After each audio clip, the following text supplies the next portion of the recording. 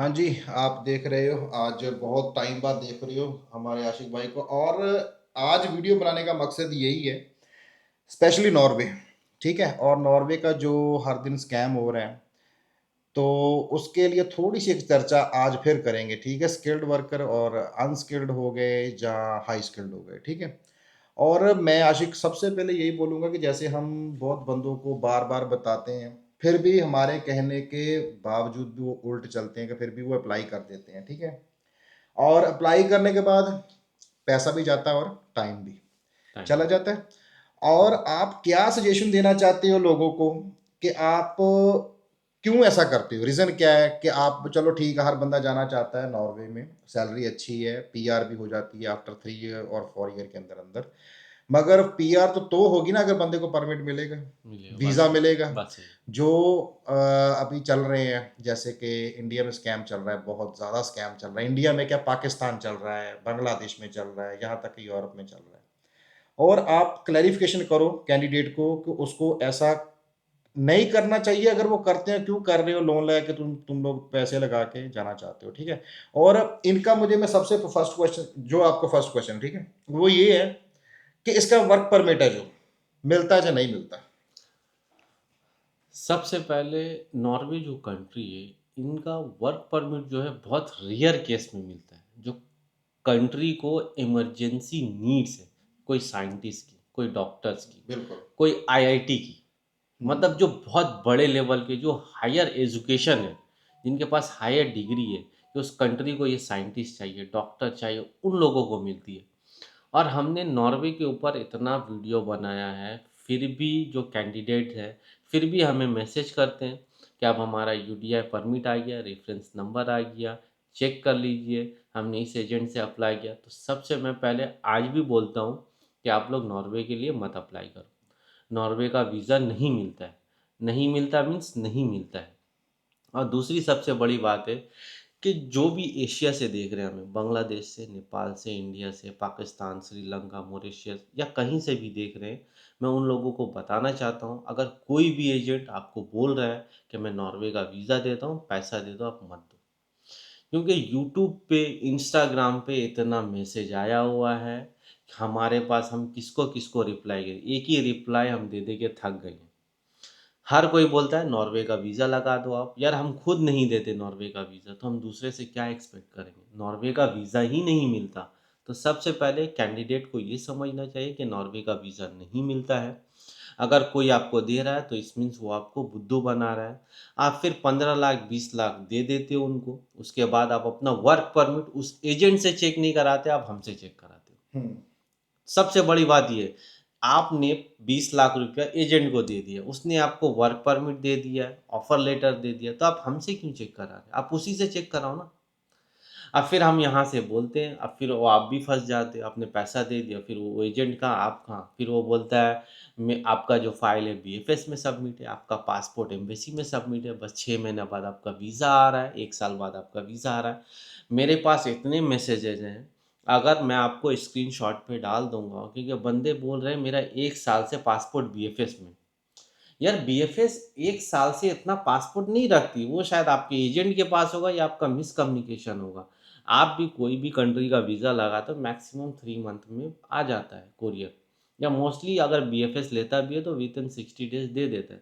It means वो आपको fraud बना रहा है। तो आप लोग प्लीज़ अप्लाई मत करो नॉर्वे के लिए, स्पेशली उसका वीज़ा नहीं लगता है, ठीक है? और आप हमें डीएम भी करके परेशान करते हो। आप हमें इंस्टा पे, यूट्यूब पे इतना कमेंट करते हो, नॉर्वे, नॉर्वे, नॉर्वे। हमने कितनी मैंने सारी मैंने वीडियो आपकी बनाई है। मैं ना अभी आपकी थोड़ी सी ना बात थोड़ी रोक रहा हूँ। मैंने जो वीडियो डाली थी ना, जो मेरी अभी वीडियो आई थी जो स्कैम हो रहा था, कोई एजेंट कर रहा था, मैं उसको जब बात कर रहा था, और नीचे फिर मुझे कमेंट क्या आ रहा है नॉर्वे का वर्क कि परमिट, नॉर्वे का जो वर्क वर्क परमिट परमिट है, कैन यू चेक प्लीज़? हाँ, ये तो चेक कर देंगे ये आप? चेक कर देंगे। आप जब वीडियो देख रहे हो, मैं बता रहा हूँ यार, कैंडिडेट को समझना चाहिए। सबसे पहले नॉर्वे का वर्क परमिट नहीं मिलता, और आप लोग यूट्यूब पे अपना वर्क परमिट भेजते हो, नॉर्वे का भेजते हो, तो वो फेक ही होता है। जब मिलता ही नहीं तो फेक है भाई। वो कोई बना के अमेज़न का लोगो लगा के दे रहा है, कोई नॉर्वेजियन फिश का लोगो लगा के दे रहा है, हुँ। कोई रेफरेंस नंबर दे रहा है, कोई 4 पेज का आपको work permit principal letter issue करके दे रहा है। तो इस मीन्स आपको खुद लगना चाहिए आप एडुकेटेड हो, ठीक है। देखिए वीज़ा लगता है, माल्टा का हो गया, क्रोएशिया हो गया, पोलैंड हो गया, चेक रिपब्लिक हो गया, लुथानिया हो गया, सर्बिया हो गया, इन सब कंट्री का वीज़ा लगता है, ठीक है। अगर आपको आना है तो आप हमारे माध्यम से आ सकते हो या किसी और एजेंट के माध्यम से आ सकते हो। आप सोच रहे हो कि मैं नॉर्वे चला जाऊँ, डेनमार्क चला जाऊँ, स्वीडन, लक्ज़मबर्ग, डिफ़िकल्ट होता है, नहीं मिलता है, बहुत रेयर केस है, 1% चांसेस है जिनको मिलता है। अगर कोई एजेंट बोल रहा है इंडिया, पाकिस्तान से, मोस्टली पाकिस्तान से फ्रॉड हो रहा है, मोस्टली पाकिस्तान से फ्रॉड हो रहा है नॉर्वे को लेके। वो अपनी ज़मीन बेचकर हाँ 30 लाख रुपया वो एजेंट को दे दिया और उसके बाद वो वर्क परमिट हमसे चेक करा रहे। तो ऐसे ही जस्ट लॉजिक, यार आप इतना सेंसेबल हो, चलो आदमी लॉस खाता है 2 लाख 3 लाख रुपए, चलो बनता है। ट्राई किया यूरोप के लिए, हर कोई आना चाहता है, अच्छी लाइफ गुजारना चाहता है, पर यार 30 लाख 35 लाख अभी तक उसका वर्क परमिट है, अमेजोन का लोगो लगा के दे दिया और उसने बोला, मैसेज कर रहा है डीएम पे, I already paid 30 lakh, I am from Pakistan sir, what will I do. यही तो चीज है। हम क्या कर सकते हैं? यही चीज है जैसे कि हम आपको थोड़ी पैसा रिकवर करा के दे सकते हैं। हाँ यही कि जैसे हाँ अमेजोन का जो वो ऊपर अपना हाँ, जो वाटर मार्क दे देते हैं। वाटर मार्क दे पहली देते हैं। बात तो ये कोई हाँ, भी गवर्नमेंट ऑथोराइज नहीं करेगी वर्क ऑथोराइज नहीं, परमिट को लेके। किसी कंपनी हम्म का लोगो, किसी कंपनी का लोगो या लोगो वाटर मार्क हो। वर्क मार्क हो। ये एक यूरोपियन की बात कर रहे हैं, हाँ यूरोप स्टैंडर्ड की बात कर रहे हैं। अगर दुबई का आप देखो ना, दुबई में जो अमेजोन है वो खुद स्पॉन्सरशिप नहीं किसी को करता, वो as a supplier company outsource company से बंदे लेता है। अगर कोई भी कंट्री, कोई भी कंट्री अपना वर्क परमिट इशू करती है, उस पे कोई भी प्राइवेट कंपनी का स्टैंप नहीं होता है। बिल्कुल। कंपनी आपको ऑफर लेटर प्रोवाइड करती है, ठीक है। वर्क परमिट देना गवर्नमेंट का काम है, हाँ ऐसा ही है। वीजा देना गवर्नमेंट का काम है। गवर्नमेंट का ऑथोराइज पर्सन जो होता है, जैसे इंडिया में आईएएस आईपीएस ऑफिसर होता है जो साइन करता है, जैसे पासपोर्ट होल्डर होता है तो पासपोर्ट हाँ ऑफिसर साइन मैं करता है, आप जितने भी आप ठीक है। वीडियो देख रहे हो तो मैं जो कि कैमरे के पीछे मैं बात कर रहा हूँ, ये जो आप स्पेशली जो नॉर्वे के लिए अप्लाई करते हो, जर्मनी या फिनलैंड, ये उनके लिए वीडियो स्पेशली। ये वीडियो अगर आप पूरी देख लोगे ना तो मैं आपको 100% गारंटी देता हूँ, आपके पैसे बचेंगे, आपका टाइम बचेगा, और आपका हमें भी फ्यूचर डीएम, भी सेव होगा। हाँ, और हमें भी ओके। डीएम नहीं करोगे, क्योंकि हमने 100 कम से कम अबव 100 वर्क परमिट देख लिया है, जिसमें से 50 अबव अमेजोन का लोग है, नॉर्वे का। और ये बहुत सारे 10-15 तो ऐसे हैं, वो तो 10 पेज का है, तो ऐसा वर्क परमिट ऐसे ही नहीं है, होता है। बहुत बंदे ऐसे भी है जो मतलब हाईली क्वालिफाइड जो है हाईली ना, क्वालिफाइड है, वो बेवकूफ बन रहे हैं। वो जाना चाहते हैं वेयर हाउस में। देखिए जो एजेंसी में आप जाते हो वहां जो बंदा बैठा है ना अपना पेपर वर्क आपका कर रहा है, वो 10th क्लास पास है, मगर बेवकूफ के आपको बना रहा है जो हाईली क्वालिफाइड है, आपके क्वालिफाइड है, जो दिमाग के साथ खेल रहा है। आपको समझ नहीं आती यार, कहीं आपके पास, हर बंदे के पास, इंसान के पास क्या है, मोबाइल है। मोबाइल है, चेक कर किसी लो। कंट्री में जाना है, चेक कर लो कि नॉर्वे परमिट देता है या नहीं देता नहीं है। देता है। वो वहां लिखा आएगा कि हम देते हैं, पर किसको देते हैं, किसको नॉर्दिक देता कंट्री है? को। नॉर्विच कंट्री, जो नॉर्दिक है, जो इंडिया नॉर्थ, और पाकिस्तान, बांग्लादेश वो जो सीजनल हायर करते हैं जिनके पास सीजनल भी यूरोपियन। अभी तो उन्होंने बंद कर दिया, हाँ ऑलमोस्ट बंद वो कर भी दिया, उन्होंने तो ऑलमोस्ट क्लोज ही कर दिया। क्लोज कर दिया। ठीक है, वो पहले होता था फॉरेस्ट्री में ले लेते थे बंदे, अभी वो बिल्कुल वो भी वो बंद भी कर दिया बंद कर उन्होंने। रहे हैं। ठीक है, क्योंकि पॉपुलेशन एक यूक्रेनियन की जो वॉर है उसके लिए। उसके ठीक है, लिए छोटी छोटी चीजें, बहुत बड़ी बड़ी चीजें बहुत देखने को मिलती है। सलाह लेनी है, डिस्कशन करना है, उनसे डिस्कशन करना करो जो वहां बैठा है। बैठा है। ठीक है, गांव में बैठे हैं लोग, हर लोग बार वीडियो में बोलते गांव हैं। में बैठ के लोग वीडियो बना रहे, मैं हाँ। आपको यूरोप भेज दूंगा, यूरोप पास सीवी, उसको खुद सीवी नहीं पता, वो आपको क्या बताएगा, और आप उन्हीं के हाथों बेवकूफ बन जा रहे। हम्म। उसने कभी गांव से बाहर गया नहीं, सिटी से बाहर वही चीज गया ना, नहीं, उसने उसको कभी, क्या पता। जिसने यार कभी हमने ऑल ओवर यूरोप इतना कंट्री ट्रैवल किया है, हम बेसिकली पर्सनली गए हैं, ठीक है। जो यूरोप में स्पेशली लैंग्वेज बैरियर है, आप हर कंट्री जाओगे, जितना सेंजन एरिया है, 50 कंट्री सेंजन एरिया। दूसरा, यहाँ पे हर चीज़ एक्सपेंसिव है, लाइफ और स्टाइल इतना इजी नहीं है, स्ट्रगल है, ठीक है। तो हम खुद पर्सनली गए, विजिट किए, कंपनियों में देखा, एचआर से मिले, ठीक है, ऑपरेशन मैनेजर से मिले, जो रिक्रूटेड एजेंसी है उनसे मिले, ठीक है। तो बोल रहे हैं कि नॉर्वे के लिए हम हायरिंग नहीं कर रहे। In spite of that, if any candidate is applying for that, is means his agent is making him fool. So if you are बेवकूफ़ वो लोग बन रहे जो हाईली क्वालिफाइड है, ग्रेजुएशन है, एमबीए है, जिनके पास बैचलर डिग्री है। इन लोग जाके 25-20 लाख, कोई एजेंट है जो गांव में बैठा हुआ है जिसको एबीसीडी नहीं आता, उनके हाथों पैसा दे जिसने देगा। कभी बिजली का बिल नहीं ना और दिया, वो का भी वो एक वैसे ही साल आ से जाए। बोल रहा है कि तुम्हारा पासपोर्ट बीएफएस में अटका हुआ है। हम्म, यार बीएफएस कैसे लगा सकता है जब मेरा सारा प्रिपरेशन, बीएफएस सबसे पहले चेक करेगा वर्क परमिट, अगर वर्क परमिट ही गलत होगा तो आपका फाइल सबमिशन नहीं होगा। हाँ। इस means BFS is a third party था, बीएफएस सारा आपका पेपर वर्क चेक करके ये एम्बेसी को देती है हम्म, कि इस फाइल इज, अब embassy will decide we will give a visa और no. If your all paper is corrected then they will provide a visa. Hmm, They send a passport to embassy, embassy will stamp a visa, then embassy will provide to the bfs, then bfs will by courier to you, or they will call you, your visa is ready, can you come and collect in our center. Yes. That is a process. तो हर country जाने का एक process होता है। तो मैं आज इस वीडियो के माध्यम से आपको भी बताता, आप किसी भी कंट्री के लिए अप्लाई करो तो सबसे पहले मान लिया चलो आप जस्ट एग्जांपल एक रिक्रूटेड एजेंसी से अप्लाई कर रहे हो, तो रिक्रूटेड एजेंसी का एक पर्टिकुलर चार्जेस होता है। तो सबसे पहले वो अपना एक बेसिक चार्जेस कलेक्टेड करेगा, जो वो आपका सारा फाइल प्रिपेयर करेगा। बिल्कुल। बिल्कुल, आपका सीवी प्रिपेयर करेगा, आपका जो पासपोर्ट्स है, डॉक्यूमेंट्स है, आपका क्वालिफिकेशन डिग्री है, सारा आपका कलेक्शन करने के बाद वो एम्प्लॉयर को सेंड हाँ करेगा। ठीक है, अब एक बात ना क्लियर कर दो आप। एक लोग पूछते हैं कि एडवांस पेमेंट हम नहीं दे सकते, जी। आप ये बताओ कि एडवांस पेमेंट क्यों देनी पड़ती है? जो हाँ, वर्क परमिट की फीस है, सारा कुछ थोड़ा सबसे क्लैरिफिकेशन करो सबसे इनको। पहले मैं बताना चाहता हूँ एडवांस पेमेंट। देखिए, बिना एडवांस पेमेंट के लिए जो एक रेपुटेड रिक्रूटमेंट एजेंसी है, आप पता नहीं किससे अप्लाई करें, जो एक रिक्रूटमेंट एजेंसी है, ठीक है, जो फाइल प्रिपरेशन करती है, बिल्कुल। ठीक है, आपने अपना सीवी जैसे भी बना के दे दिया, डॉक्यूमेंटेशन जैसे दे दिया, आपका जो भी क्वालिफिकेशन है, पासपोर्ट है, पासपोर्ट साइज फोटो है, ठीक है, आपने बहुत सारा सर्टिफिकेट डिग्री करके रखा, आपने भेजा है, तो जो रिक्रूटमेंट एजेंसी है एडवांस पेमेंट लेगी, वो आपका सारे पेपर वर्क को करेक्ट करने में, एक फाइल प्रिपरेशन करने में, और एक सेफ्टी मनी के तौर पर पैसा लेती है। क्योंकि वो आपके टच में आ जाती है, क्योंकि आप बार बार अब उसको मेल करोगे, मैसेज करोगे, तो वो रिप्लाई करेगी, ये बताएगी, गाइडेंस करेगी, ये है, यहाँ तक प्रोसेस पहुँचा, क्योंकि उसका भी अपना स्टाफिंग है, उसका भी अपना ऑफिस है, ठीक है, उनको भी सबको लेके चलना है।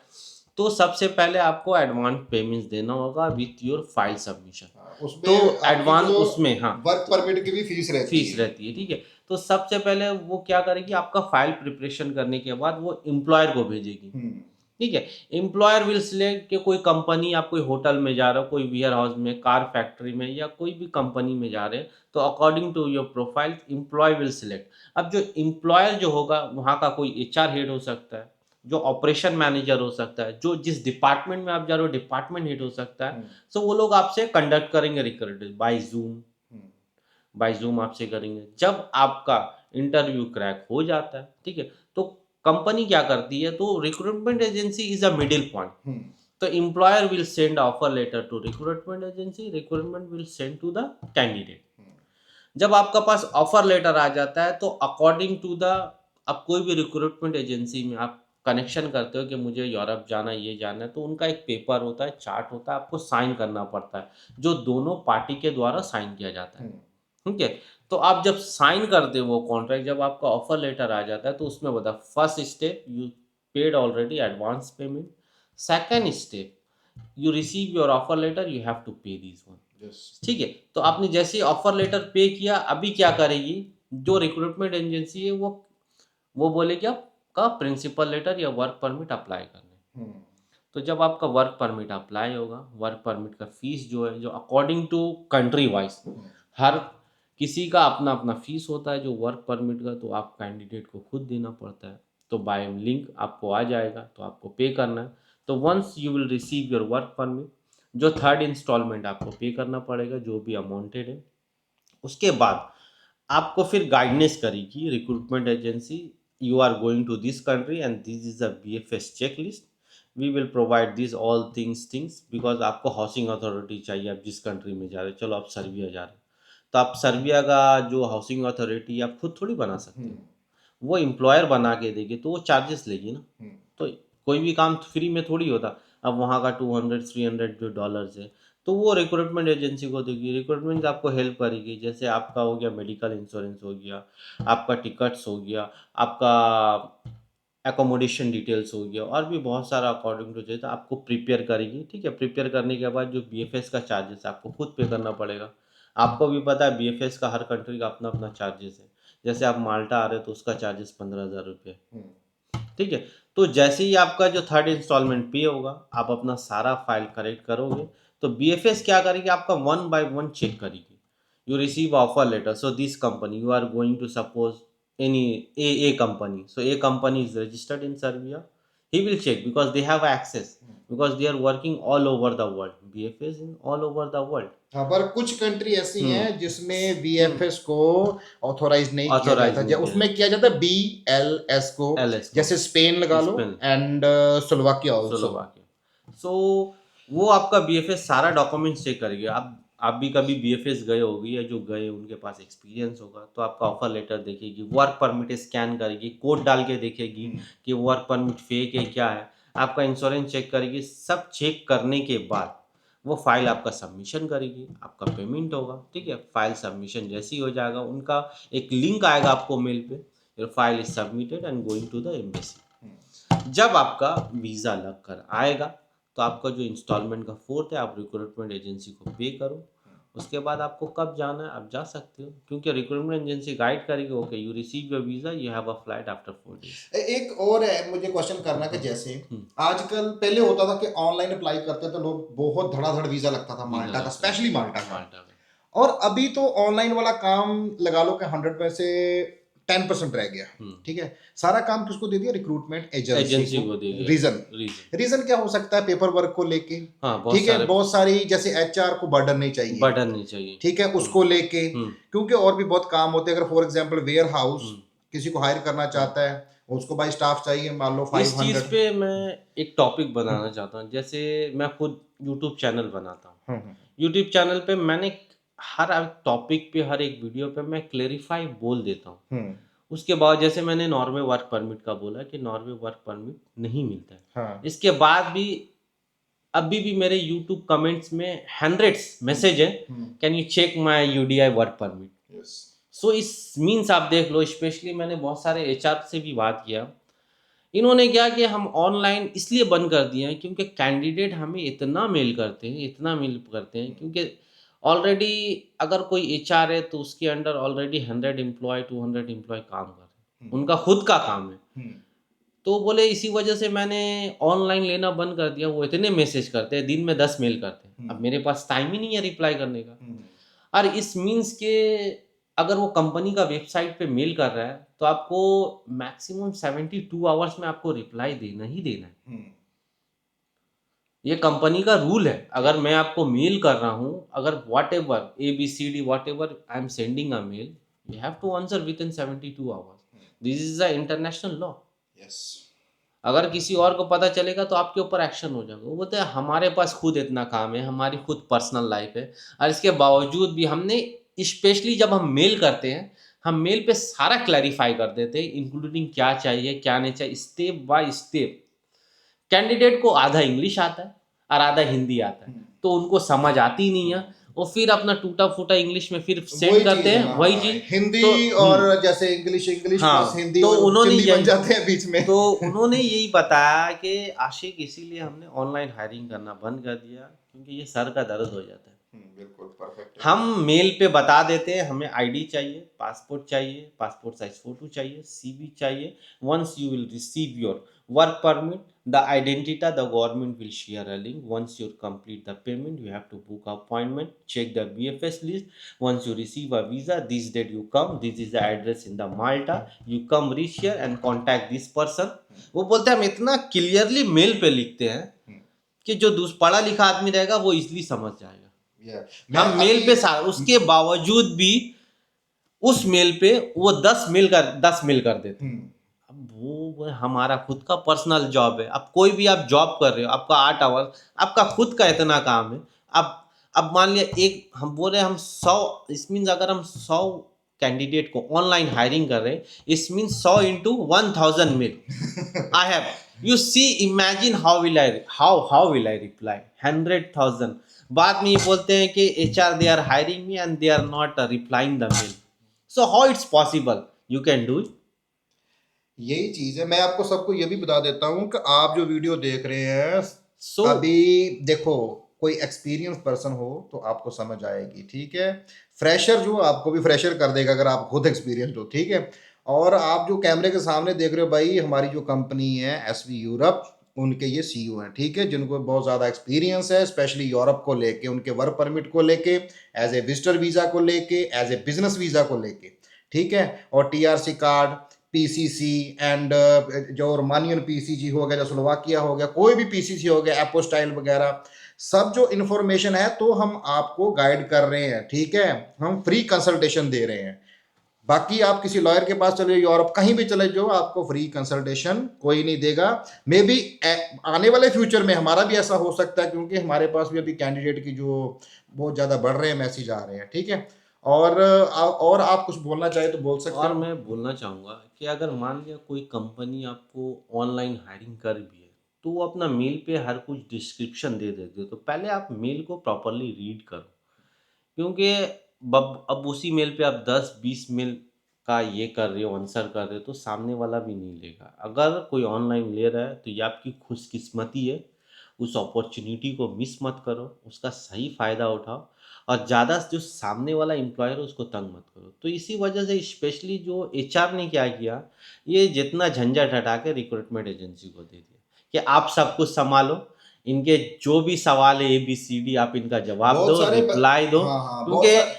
मैं एक स्पेशली बात जो बोलना चाहता हूँ, बहुत सारे बंदे ऐसे भी थे जो HR को मेल कर देते थे कि हम पैसा नहीं दे सकते, हम फ्री काम कर देंगे, 2 साल इधर आप हमें बुला लो, मतलब कि एक भीख मांगने जैसा, ठीक है। हाँ, बहुत सा भी कैंडिडेट लोग हैं वो HR को यहाँ तक के मेल कर दिए। देखो, सबसे पहले आप यूरोप आ रहे हो, यूरोप आ तो आप कभी भी ऐसा किसी को मेल मत करो, स्पेशली एक HR पोजीशन पे जो बैठा हुआ है, चाहे वो लड़का हो लड़की है, स्पेशली जो यूरोपियन है। व्हाट दे विल थिंक, वो सोचते हैं कि एक बंदे कैंडिडेट ने मेल किया, just call me in Europe ma'am, ठीक है, if you want to give me your work to wipe your floor in your house also I will do, I will take care your pet also, okay, and with 6 month I will free of cost I will work man. भाई, आप 6 महीना इधर आ जाओगे, आप Europe में कैसे survive करोगे? हम्म, तो आप देखो, आप 6 महीना आगे चलो, आपने आपने पैसा लेके अपना जमीन बेच के चले आए, आप फ्री में चले, आप 25 लाख रुपए लेके 6 महीना आपने फ्री में काम किया। आप देखो उस एम्प्लॉय के ऊपर क्या इम्पैक्ट कर रहे हो जो काम कर रहा है। जो अब ये देख रहे हैं कि एशियन बंदा ऐसा है, तो जो मेरे कंपनी में काम कर रहा है मैं उसको ना अप्रेजल दूँ, ना उनका सैलरी इंक्रीमेंट करूँ, ना उनका डेजिग्नेशन चेंज करूँ। तो मेरे पास जब ऐसे बंदे काम करने को तैयार है, तो देखो इसका इम्पैक्ट हर किसी पे पड़ता है। अपने एशियनों ने भी बहुत सारा करके रखा है, जिनकी वजह से ये रेपुटेशन बहुत सारे डाउन है। तो आप ऐसा मेल मत कीजिए प्लीज़। आप मेल कीजिए, आपको अपॉर्चुनिटी मिल रहा है, ma'am I am a hard worker, I am a passionate, so just take conduct my interview. If I'm capable, so please hire me, give me opportunity to prove myself in a work field, I will prove myself। ऐसा mail करो, हाँ जी। बाकी जो हम country की ऐसा mail बात कर करो, रहे ताकि हैं, सामने वाला बंदा को भी लगे एम्प्लॉयर को, नो हाँ, दे जो हैव अ अभी डेडिकेशन विद द अभी जो वर्क। हम कंट्री की बात कर रहे हैं ना, हम जो कर रहे हैं, स्लोवाकिया हो गया, माल्टा, पोलैंड वगैरह, जिधर ये काम मिलता है। बाकी रही बात नॉर्वे की, जो हमने पॉज किया जिसको वीडियो में, भाई नॉर्वे का तो मैं सीधा बोल देता हूँ, कोई नाम भी लेता ना नॉर्वे वर्क परमिट का, उसको आप कुछ बोलो मत, सीधा एक थप्पड़ मार दो बस उसको, वो खुद ही समझ जाएगा कि हाँ मेरा तो वीज़ा लग गया, ठीक है। सो आगे हिसाब लगा लो आप क्या करना क्या नहीं करना। अगर आपको मेरा ये वीडियो अच्छा लगा हो, या आपको कुछ और इन्फॉर्मेशन चाहिए, तो हमें प्लीज़ DM कीजिए, and please like and subscribe to my channel. Thank you.